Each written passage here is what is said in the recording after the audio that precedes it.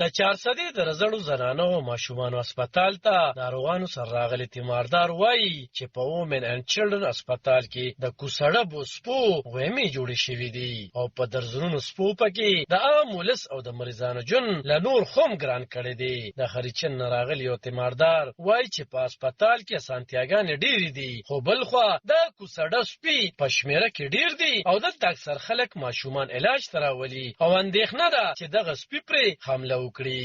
دوی غوښتنه کوي چې باید ځلي انتظامیه د دغه سپو په خاتمه کې خپل رول ولوبوي. نوم مې یار باچا دی او دلته مې مریض داخل کړی دی، هغې سره راغلي خو سپي ډېر زیات دي په دې هسپتال کې دننه او ډېر غب غوپې راوستی او ډېر شور یې راوستی.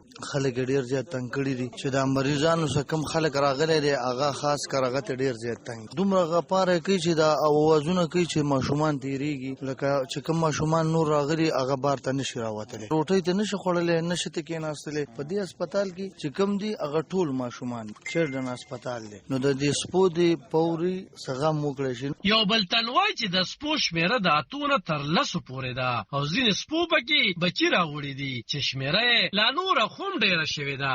دوی وایي چې مریضانو سره راغلی تیماردار چې کله روټۍ وخوري نو دغه سپي ترې راتاو شي، نو لویه ستونزه یې جوړه کړې وي. زما نوم کاشف دی، موږ راغلي یو مریض سره خو دې ځای کې سپو ډېر ناروا هغه روټۍ ته نشي خوړلی، ناسته ته نشي کولی، یو بل پسې منډې تړلی وي او یو ډېر بد ماحول دی.